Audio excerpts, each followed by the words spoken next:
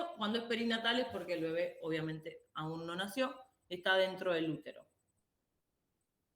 Bien, ya sabemos de lo que estamos hablando, pero vamos a ver un par de detalles más. Obviamente ya sabemos que es una afección inmunológica aloinmune. ¿Por qué es aloinmune? Porque hay un anticuerpo irregular que es la que va a estar causando esta hemólisis.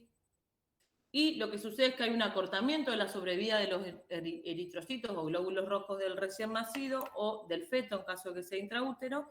Y eso va a pasar porque va a estar mediado por anticuerpos maternos, para el cual el bebé va a tener un antígeno heredado de su progenitor masculino.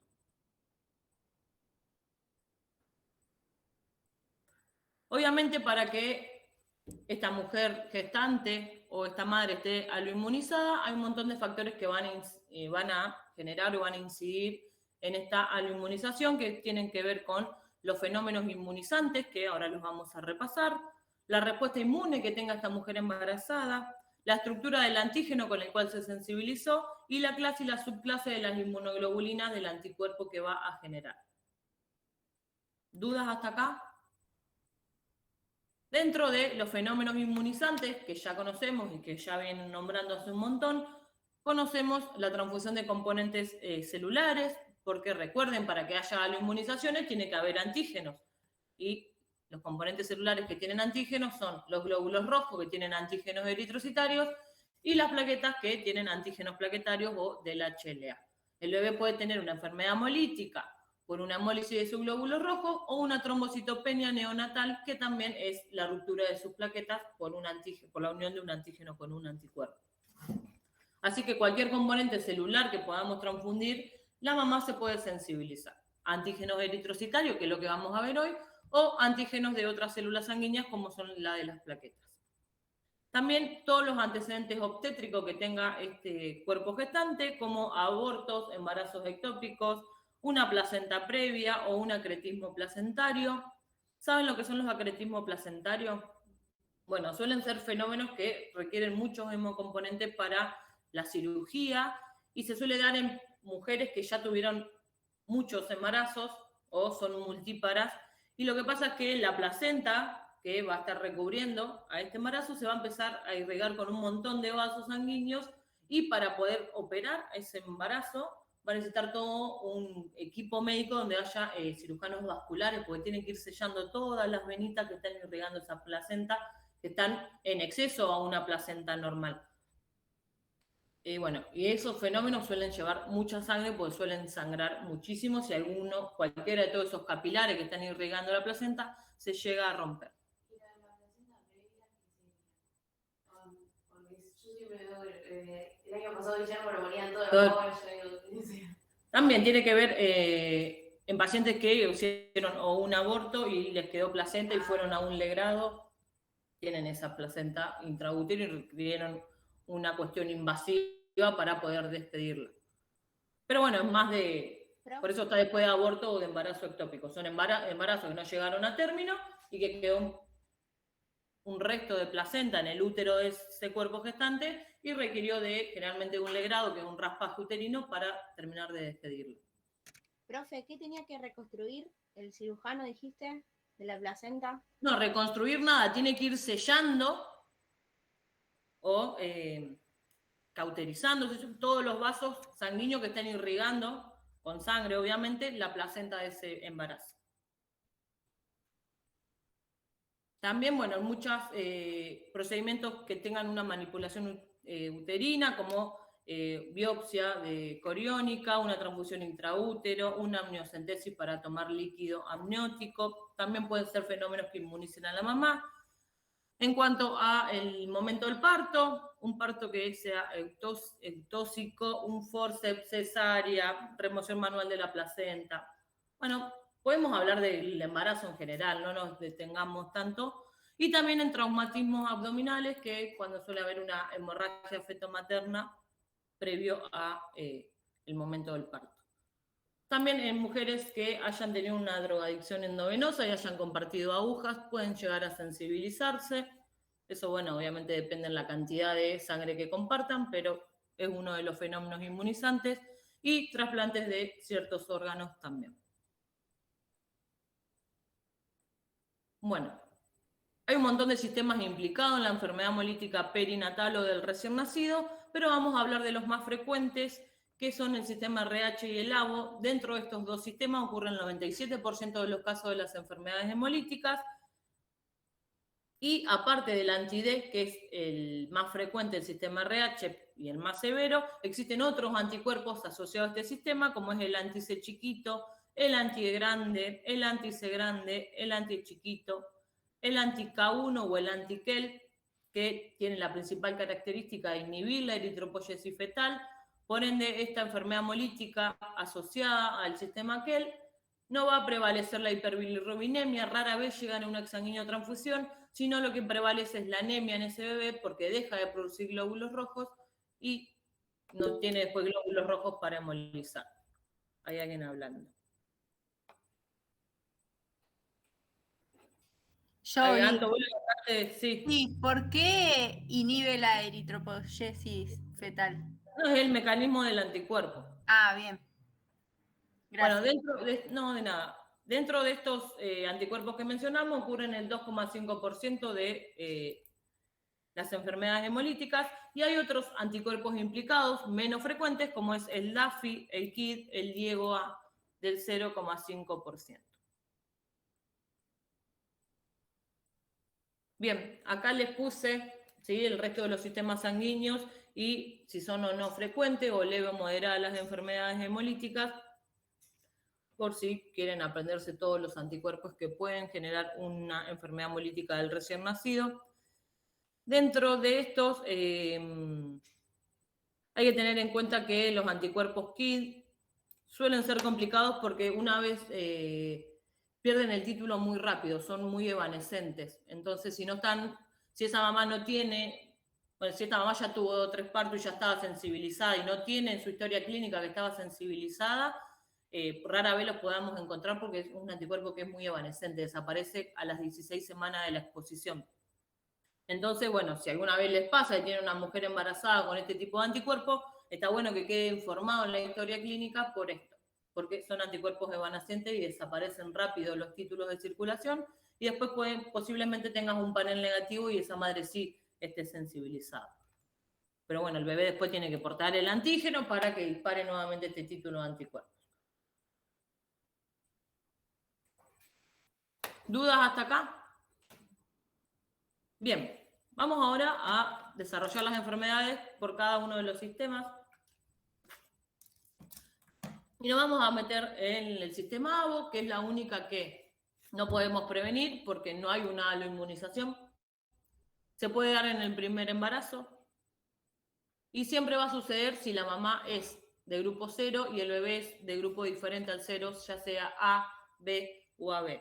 En la mayoría de los casos, los recién nacidos con una enfermedad hemolítica asociada al sistema AVO no tienen una afección muy severa o muy grave porque hay una neutralización de estos anticuerpos anti-A o anti-B que tiene la mamá que se van a empezar a neutralizar en los tejidos del bebé.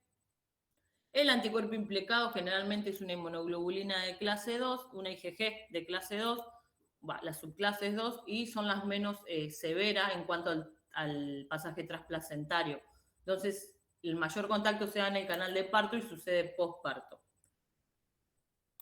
Y también tiene que ver con los antígenos que va a tener el feto, que tienen una estructura menos ramificada que un antígeno AVO de una persona adulta, entonces le va a costar más a esos anticuerpos AVO de la mamá poder reconocerlos.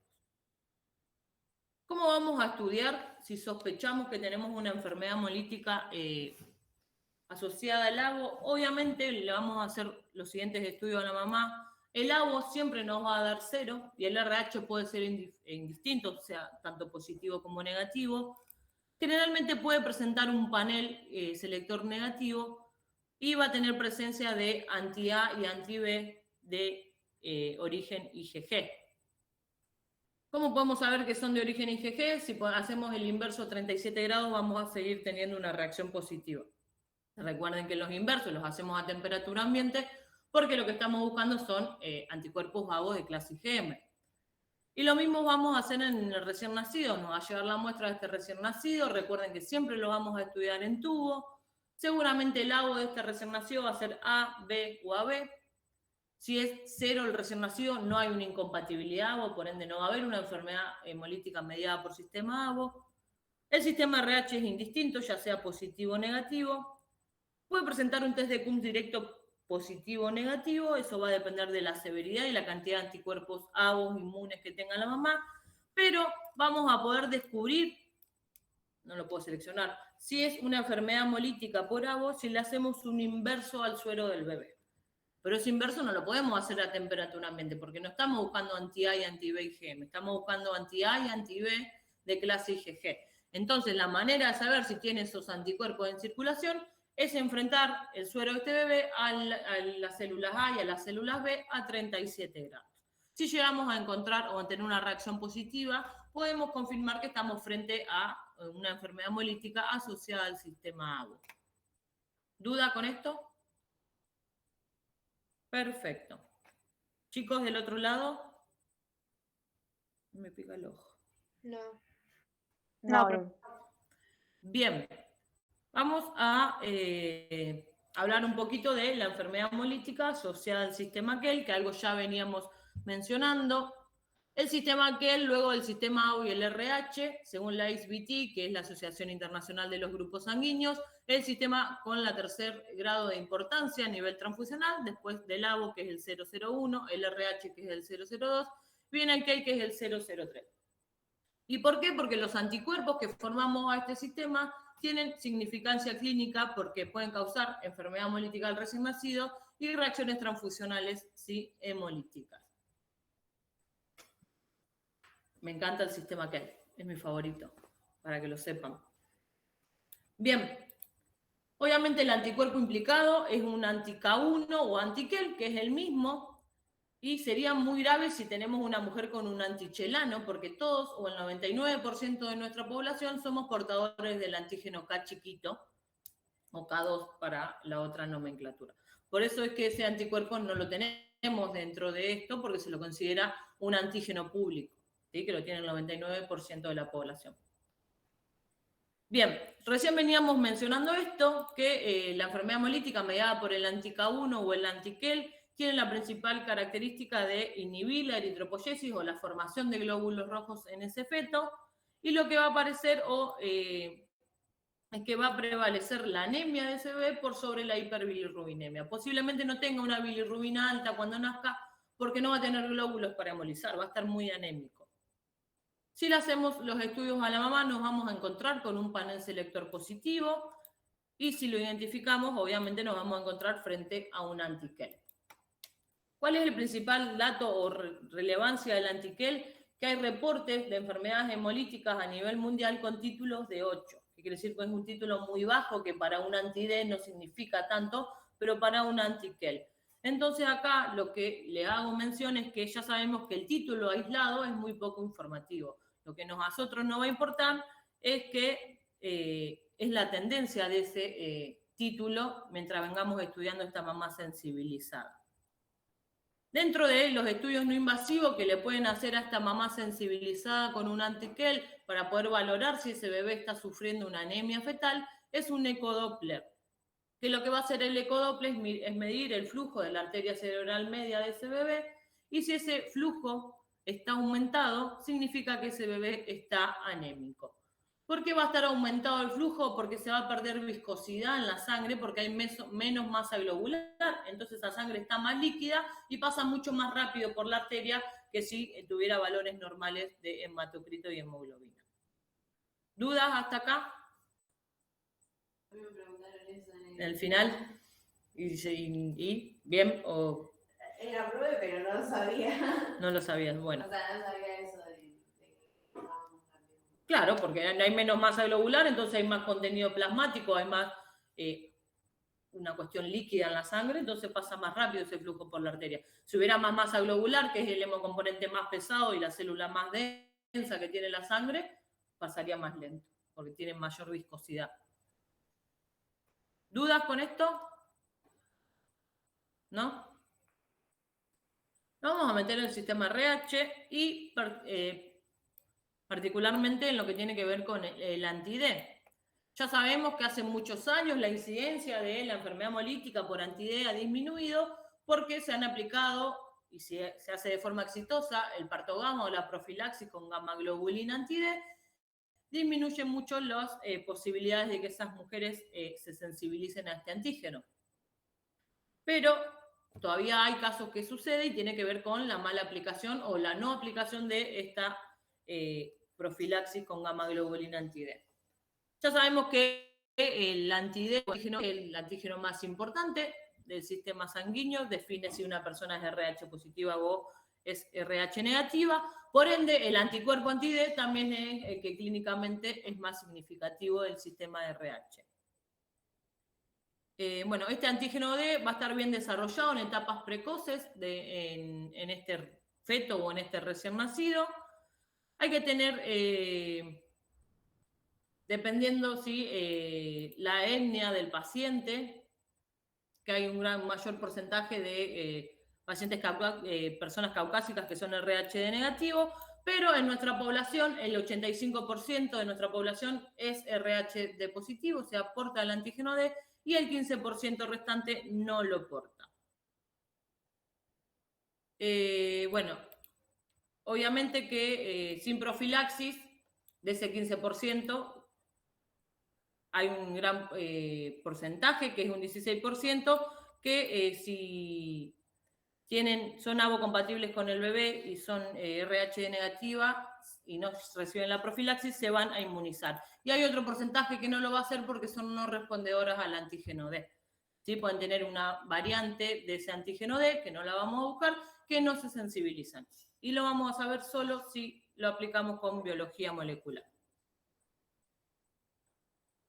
Que hay que tener en cuenta que hay fenotipos de RH que son mucho más inmunogénicos o generan mayores formación de anticuerpos. ¿Saben lo que es qué significa que sea inmunogénico? Que tiene la capacidad de desarrollar la respuesta inmune mejor que otro. Y si tenemos un fenotipo R2, R chiquito, que significa que es portador de E grande y C chico, va a generar mucho mayor respuesta inmune que si el bebé tiene C grande y E chico. Es para que lo tengan en cuenta, no es tan interesante. Bien, ¿se acuerdan que hablábamos de la hemorragia fetomaterna, que es el traspaso de sangre del feto a la mamá, y que va aumentando con el paso de los trimestres? Es por eso que a partir del primer trimestre empieza lo que es la profilaxis con gamma globulina anti-D y posparto también. ¿Por qué? Porque es donde mayor hemorragia o contacto con la sangre del bebé empieza a existir en esa mamá y puede llegar a sensibilizarse. Bien, ¿cuáles son las características de los anticuerpos del sistema RH? Obviamente ya sabemos que son inmunes, no tenemos anticuerpos RH naturales y van a resultar o son producto de la exposición a los antígenos de este sistema, ya sea por transfusiones o embarazos previos. Son de naturaleza IgG. El más importante es el anti-D, seguido del anti-C chiquito y el anti-D grande. Así son los más inmunogénicos de este sistema. Reaccionan preferentemente a 37 grados en medio antiglobulínico o CUMS, que es lo mismo, o mediante ciertas enzimas, y persisten en nuestra memoria inmunológica por años y son causantes, obviamente, de reacciones posttransfusionales tardías. Ahí va. Bien, ya sabemos que existen 4 subclases de inmunoglobulina G, pero las más importantes son las de clase 1 y la clase 2 porque tienen, ¿sí?, la capacidad de poder atravesar placenta, de fijar complementos, la IgG1 en menor medida que la IgG3, y pueden causar anemias fetales de grado 3 o de grado 1 para la IgG3. La IgG2 y la IgG4 rara vez causan enfermedad hemolítica del recién nacido porque no suelen atravesar placenta como la IgG1 y la IgG3. Bueno, este es un esquemita de qué pasaría si la mamá no recibe la gamma globulina o la profilaxis con gamma globulina anti-D. Si tenemos un feto que es positivo, va a pasar la placenta a la circulación materna a partir del tercer trimestre y ese antígeno D en los glóbulos rojos del bebé van a sensibilizar a esta mamá, que vamos a poder encontrar ese anti-D después de los 6 meses de la exposición. Y en un segundo embarazo, si estamos frente al mismo panorama, que tenemos un feto positivo y ya tenemos una mamá portadora del anticuerpo, ese anticuerpo va a pasar placenta y va a empezar a hemolizar los glóbulos rojos de este bebé.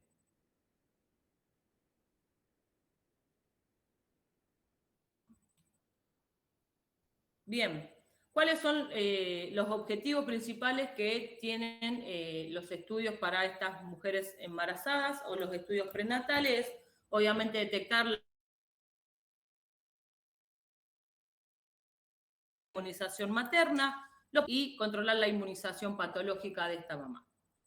Que es importante saber la anamnesis, que ayer ya lo mencionamos, pero es saber cuántos embarazos, cuántos abortos tuvo esta mujer, si recibió o no la inmunoprofilaxis gamma globulina anti-D, si tiene antecedentes de fetos o de recién nacidos afectados por enfermedad hemolítica perinatal, exsanguíneos transfusiones intraútero y demás. Dentro de los controles inmunomatológicos, lo que vamos a poder aportar nosotros es la titulación del anticuerpo problema. Dentro del ecográfico, el control biométrico y hemodinámico. Dentro del espectrofotómetro va a depender si hacen o no una amniocentesis. Y hoy en día, con la aparición de la biología molecular, lo que se suele hacer es con una extracción de la sangre materna que no aporta el gen RHD porque es RH negativa, se busca si hay presencia o no de este gen mediante biología molecular. Se pone esa sangre de esa mamá a una PCR y ahí se busca si hay o no gen RHD. Si hay, significa que ese bebé es portador del antígeno D. Esto es lo que ya expliqué ayer, se los volví a poner. Y algo que se puede hacer siempre y cuando tengamos o conozcamos o la mamá sepa quién es el padre del bebé, real, genético, no quien va a paternar, sino el progenitor. Estaría bueno poder hacerle el ABO y el RH para ver qué antígenos y qué anticuerpos puede llegar a tener este bebé. Dentro de lo que es el marco jurídico o lo que nos va a legislar a nosotros, ya conocemos que es la Ley de Sangre 22.990 y a su vez las normas técnicas y administrativas para la especialidad de hemoterapia, que nos va a decir lo siguiente. Estudio de gestantes, puérperas y recién nacido, y lo que nosotros nos va a decir es lo siguiente, esto está copiado tal cual la Ley de Sangre, que si el hospital o el centro médico donde trabajen asiste parto, el servicio de hemoterapia está obligado a realizar los estudios inmunomatológicos del total de todas las pacientes obstétricas. La tipificación ABO y RH y la detección de anticuerpos en el suero de las mujeres embarazadas debe realizarse rutinariamente para identificar a aquellos con riesgo de enfermedad hemolítica perinatal. Todas las mujeres que presenten anticuerpos o con antecedentes de un neonato afectado por enfermedad hemolítica deben ser referidas tempranamente a una unidad especializada antes de la semana 20 de gestación para determinar la existencia de anemia o hemólisis fetal, independientemente del nivel de anticuerpos o del título de anticuerpos que posea esa mujer.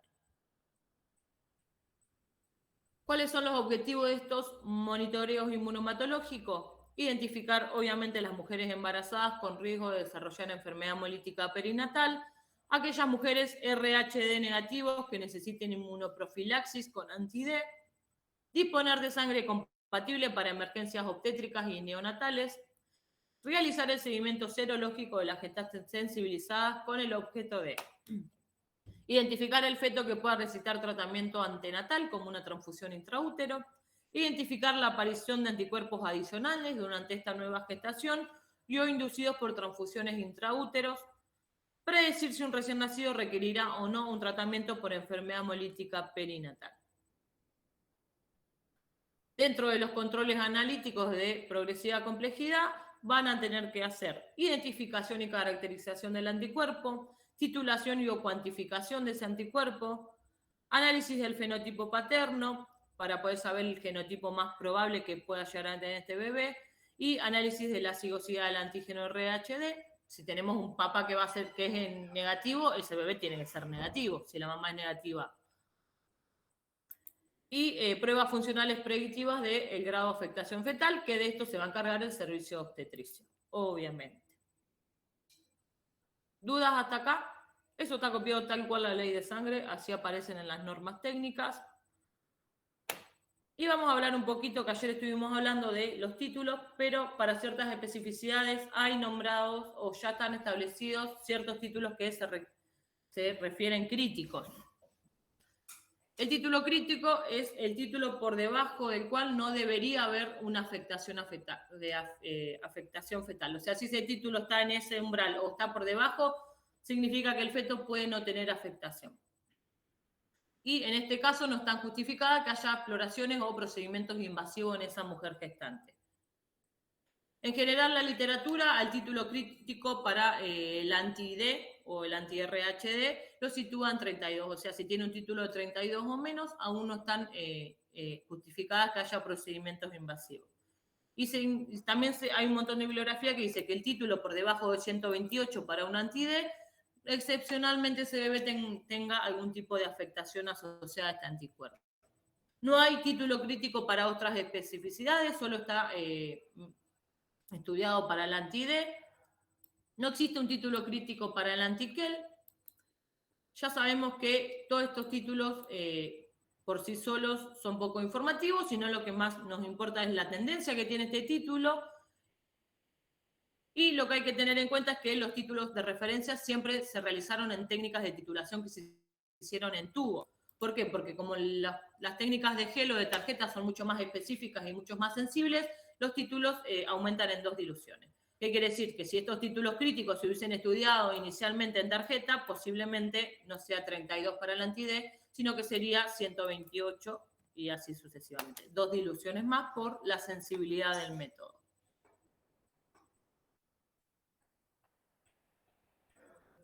Bien, esto ya ayer lo mencionamos, pero para que la titulación resulte útil, la primera titulación que hagamos es la que va a servir de referencia para el resto de todos los estudios seriados. Se deben valorar la tendencia en el título, que significa que si hay un aumento en 2 diluciones, se considera que empieza a haber un título significativo de un estudio a otro. Y lo más importante que tienen que tener en su ámbito de trabajo es poder estandarizar la técnica de titulación y siempre empleando el mismo sistema. O sea, si la primera la hicimos en tubo, de ahora en más todas las que siguen van a ser en tubo. O si la hicimos en tarjeta, todas van a ser en tarjeta. O si tienen microplaca, también las harían en microplaca. Pero siempre en la misma o el mismo sistema para estudiarla. Hematíes del mismo fenotipo, esto ya se los expliqué, que si tengo que titular un anti-C grande, tengo que usar hematíes que sean portadores del antígeno C en doble dosis, sí o sí. Igual volumen de suero hematíes, que quiere decir si la primera titulación la hice con 2 gotas, de ahí hasta el momento del parto, todas las titulaciones van a ser con 2 gotas. Si es posible, siempre realizada por la misma persona, para esa mujer en particular, y en paralelo con la muestra anterior a la titulación que estamos haciendo. En el caso del anti-D, se recomienda titular con hematíes de R2, y ya sabemos que si hablamos de R2, hablamos de D, C chiquito y E grande. Así es por la otra nomenclatura. Que no haya antígeno C por la importancia que tiene. Y para el resto de las especificidades, hematíes heterocigotos, que significan que tengan por lo menos el antígeno en una de las 2 partes. ¿Dudas con esto? Espero que no tengan que hacer tantas titulaciones. ¿Qué eran los hematíes heterocigotos, Vir? Que no te escuché. Siempre que hablamos en genética de algo heterocigoto, es que de un lado sea...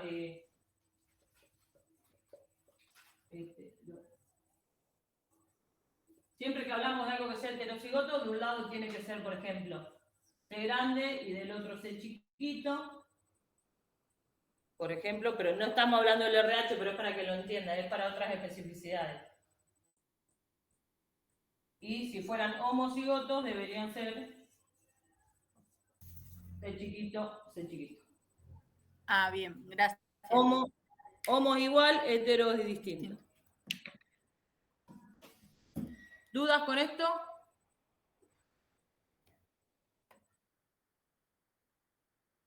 Bueno, continuamos un poquitín más. Le vamos a hablar un poquito de la enfermedad en sí y de lo que puede llegar a presentar este bebé recién nacido. Ya sabemos que puede presentar la ictericia, que la ictericia es la coloración amarillenta, que puede aparecer tanto a nivel de la piel como las mucosas, y se produce porque hay un desequilibrio entre la producción y la eliminación de la bilirrubina, y lo principalmente sucede porque mientras que el bebé estuvo intraútero, la encargada de metabolizar la bilirrubina de la hemólisis era el hígado maduro que tiene esa mamá. Una vez que ese bebé nace, tiene un hígado inmaduro por su corta vida, entonces le cuesta metabolizar toda la bilirrubina. ¿Cuál es el problema de la bilirrubina que se empieza a depositar? Que genera una neurotoxicidad, puede llegar al sistema nervioso central, porque los recién nacidos o los neonatos, en este caso, tienen la barrera hematoencefálica pobremente desarrollada o no desarrollada, entonces toda esta bilirrubina que hay en exceso se va a empezar a depositar en este sistema nervioso central, y por eso van a monitorizar la bilirrubina, porque hay que evitar un kernicterus, que el 80% de los recién nacidos que tienen un kernicterus o una neurotoxicidad por bilirrubina indirecta pueden llegar a tener una muerte porque hay una parálisis respiratoria, y el 20% puede llegar a quedar con una secuela neurológica. Este incremento en la producción de bilirrubina se va a estar dando o va a estar mediado por la hemólisis que hay en los glóbulos rojos, ya sea por incompatibilidad con el RH, el ABO o otros grupos sanguíneos.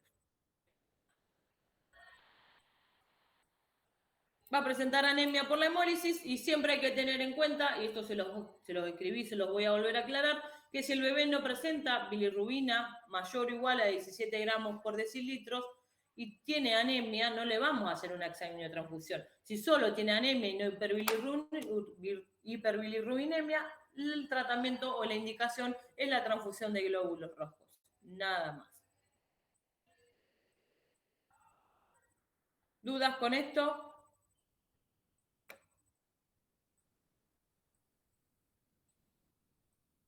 ¿Sabes que a veces cuando paso a PDF los cosas se me alteran las filminas?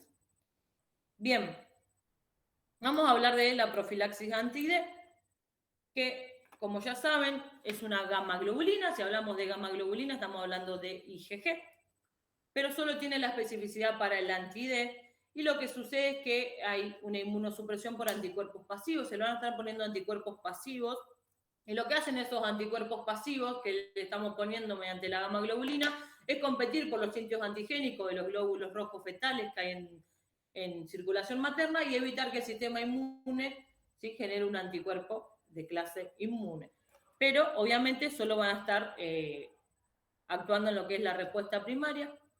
No va a la memoria inmunológica ese anticuerpo pasivo y queda ahí, sino que son evanescentes, van a desaparecer. Se obtiene esta gamma globulina anti-D obviamente por o mediante plasmaféresis de donantes que están sensibilizados con el anti-D, y a futuro o a la brevedad, ya creo, se está trabajando en el desarrollo de esta gamma globulina con anticuerpos monoclonales. No que vengan de un donante, porque la idea es que a futuro no haya personas sensibilizadas con un anti-D. Para que esta gamma globulina o esta profilaxis con gamma globulina anti-D sea adecuada, debe aplicarse la dosis obviamente adecuada en el momento exacto y antes de que comience la inmunización materna. El cálculo que se hace o que hacen los obstetras para generar o para aplicar la profilaxis es que 300 microgramos de gamma globulina anti-D neutralizan 30 mililitros de sangre fetal o 15 mililitros de glóbulos rojos fetales. Ahí se hace una cuantificación de la hemorragia fetomaterna y calculan la dosis de gamma globulina que le tienen que poner a esa mamá.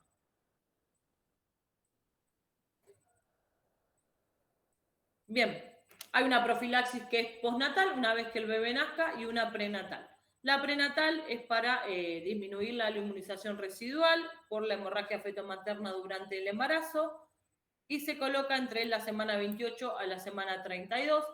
Y la dosis posterior al parto, que es la profilaxis postnatal, se coloca hasta 72 horas siempre y cuando el bebé sea RH positivo. Si tenemos un recién nacido RH negativo con un D débil negativo, no está indicada la profilaxis postnatal para gamma globulina anti-D.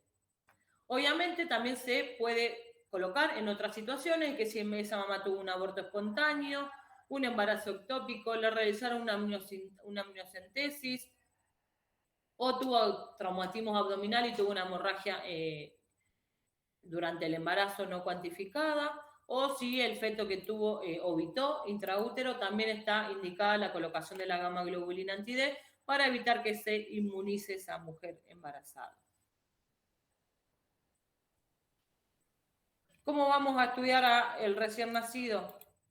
Nos va a llegar una muestra de sangre de cordón. Siempre que sea de sangre de cordón, se lava promedio 6 veces para eliminar la gelatina de Wharton, que va a tener glóbulos rojos o información de los antígenos maternos y nos puede interferir en el grupo del recién nacido.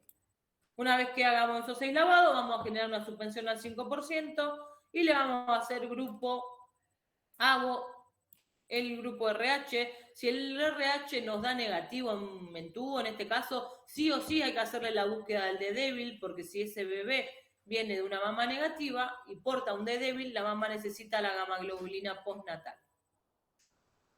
Y dentro de lo posible, si tenemos los medios, hacerle el fenotipo extendido RH para saber el fenotipo que tiene este recién nacido. Desde CUMS directo o prueba de antiglobulina directa para saber si hay un proceso de hemólisis de origen inmune.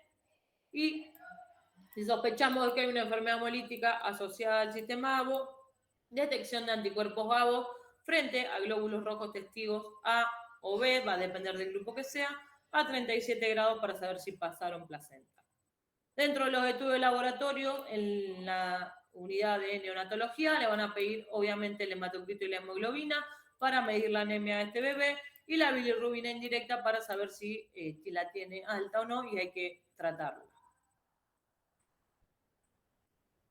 Si tenemos un bebé con la bilirrubina alta, una enfermedad hemolítica, lo primero que le van a hacer es una luminoterapia, que lo que hace la luminoterapia es disminuir la bilirrubina circulante porque hace una fotooxidación, o sea, genera esa bilirrubina, la fotooxida y eso se vuelve hidrosoluble y ese bebé la puede empezar a excretar o eliminar mediante la orina, las lágrimas, la transpiración, las heces o todas las deposiciones, va a empezar a disminuir mediante la luminoterapia la bilirrubina circulante. Obviamente, otro de los tratamientos que se puede hacer, si los valores no son tan altos de bilirrubina y tienen indicación de exsanguinotransfusión, es la gamma globulina intravenosa en alta dosis. Es inespecífica, no tiene una especificidad como el parto gamma, que es anti-D. Y lo que hacen estas gamma globulinas, que son inespecíficas, que no tienen una especificidad del anticuerpo, es competir por todos los sitios de unión antigénicos, evitando que se unan los anticuerpos maternos y empiecen a embolizar los glóbulos rojos. Y como el tercer tratamiento, si la bilirrubina está en un valor de 17 o más gramos por decilitro, es la exsanguíneo-transfusión. Lo que se hace es remover la volemia del bebé, que va a ser igual al doble y se va a calcular de 85 a 100 mililitros kilo del bebé el volumen para remover. Hay que tener en cuenta que un volumen de la volemia del bebé va a remover entre el 60 al 65% de todos esos glóbulos rojos que están sensibilizados y 2 volúmenes sí va a garantizar la remoción del 80 al 85%.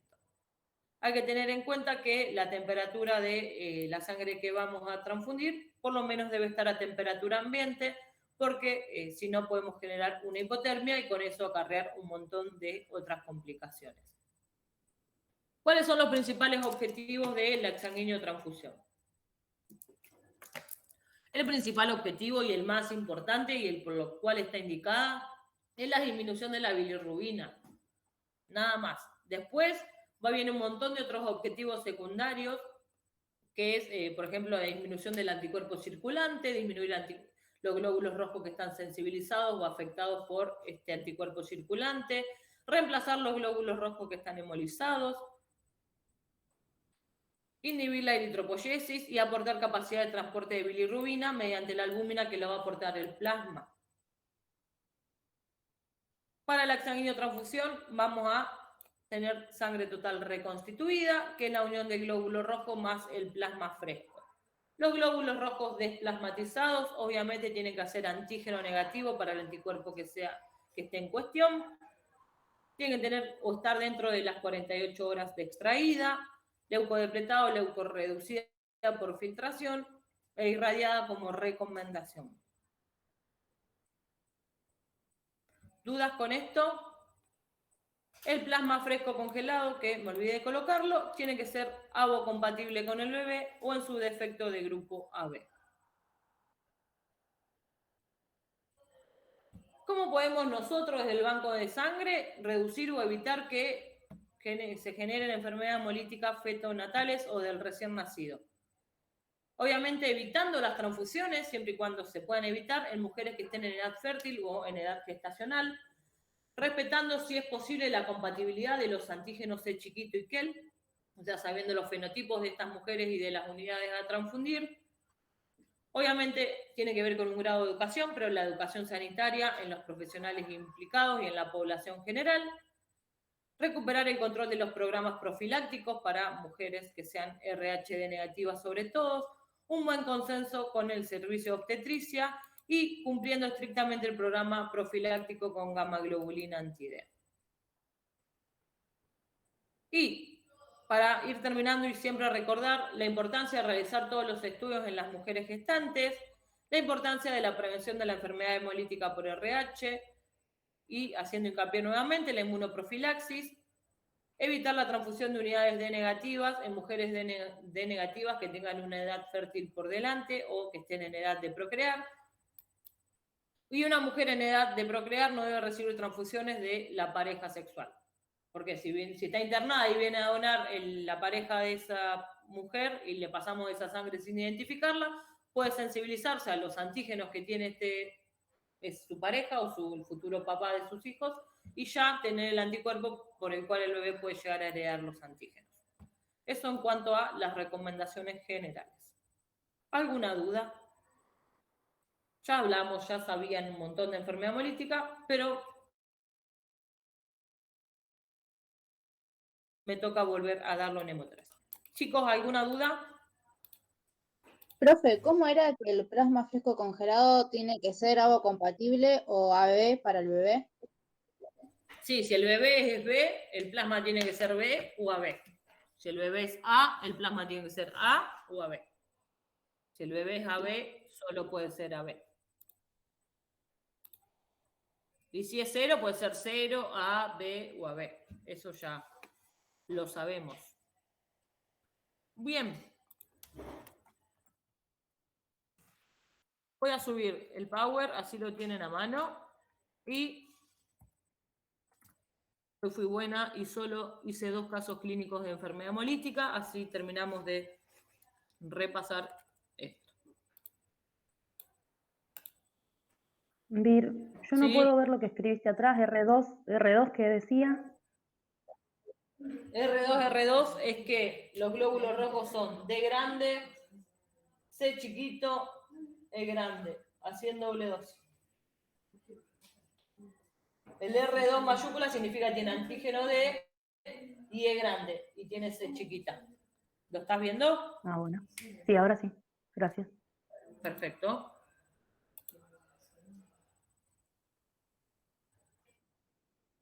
De nada.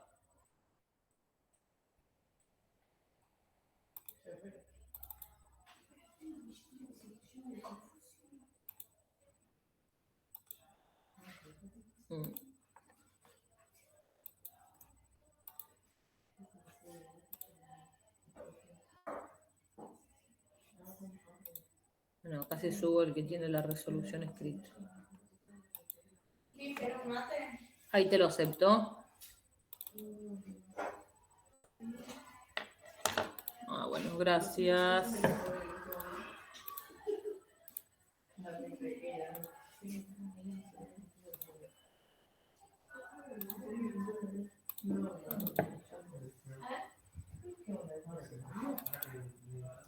Bien, ahí estoy subiendo al Classroom, igual ahora lo voy a abrir.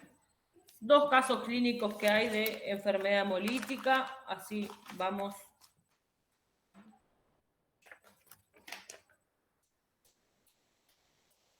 Tres, 6, 9.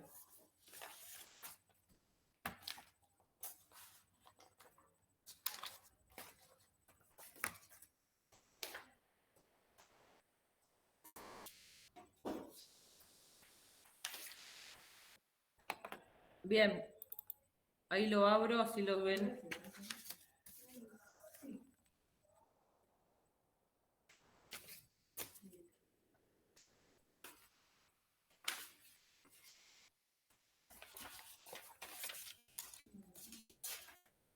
Bueno, ahora los vamos a leer.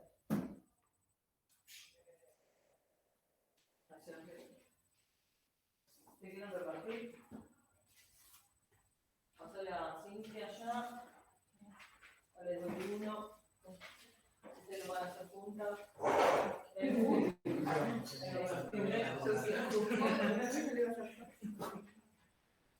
A ninguno le tocó el que tiene la resolución, ¿eh?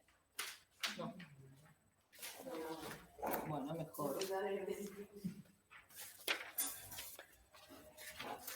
Bien, ¿ven los casos clínicos, chiquis, del otro lado? Vamos a leer el caso número 1.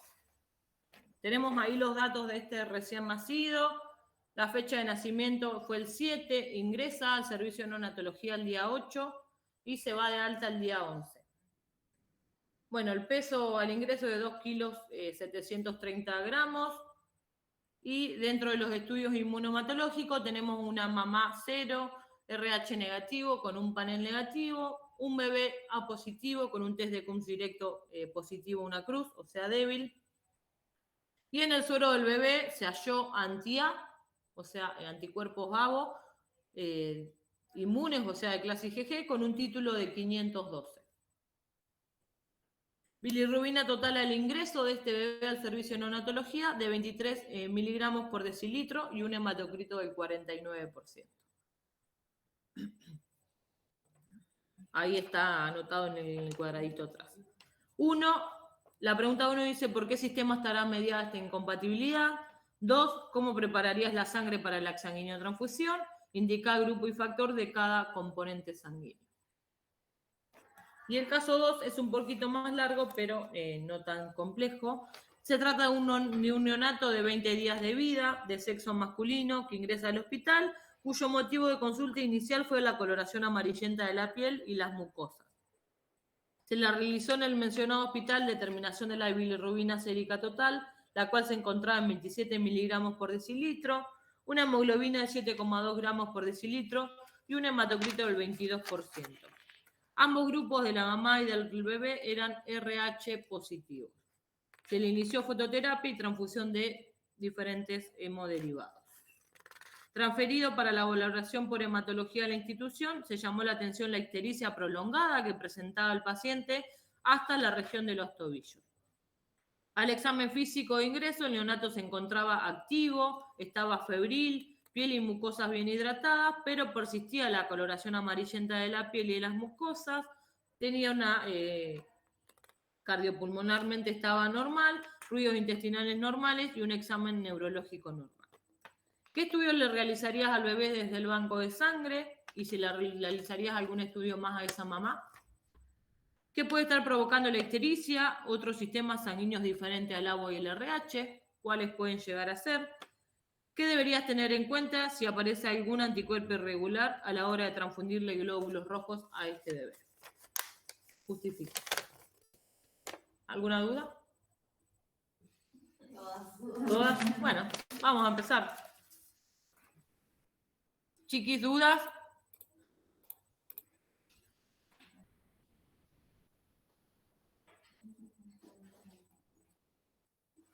Vamos a empezar con el caso 1. Bueno, arranquen. ¿O quieren que lo haga yo acá? No, piensen, maquinen y después lo hacemos.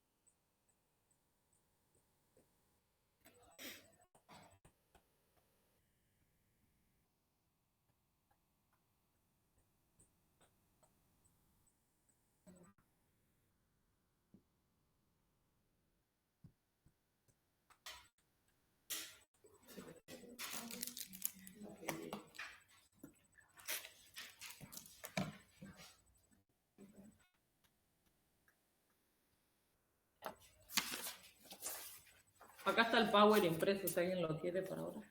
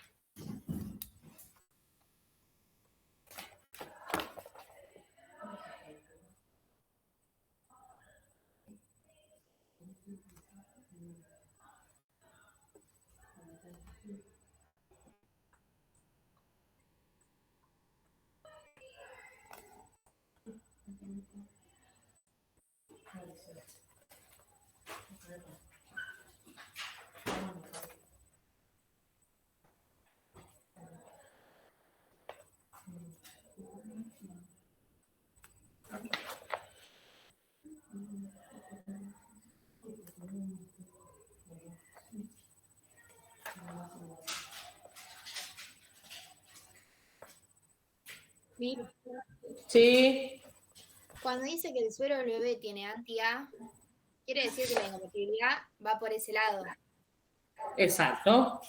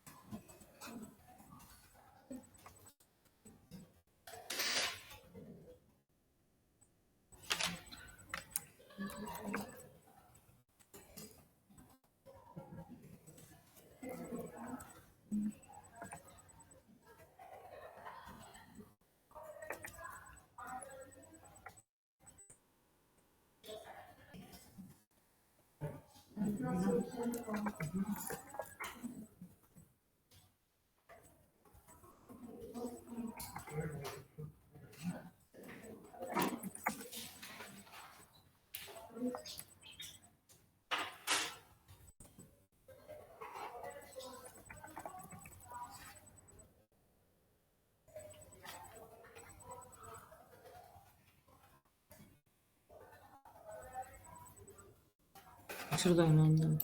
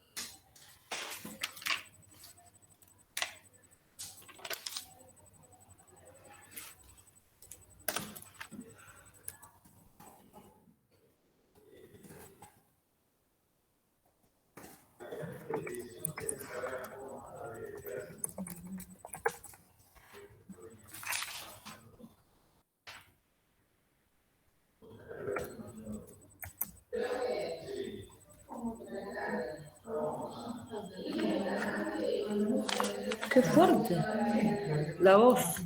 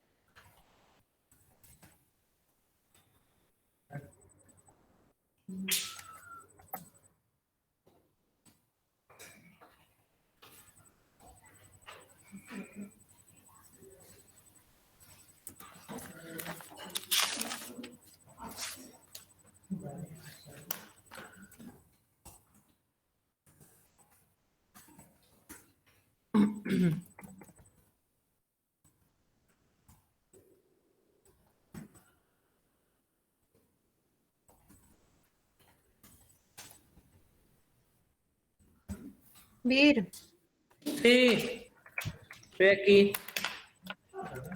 te consulto, Dime. ¿qué peso hay que tener en cuenta para la exsanguina? ¿El del egreso o el del ingreso? El de ingreso, Listo, gracias. ingreso. Cuando ingresa.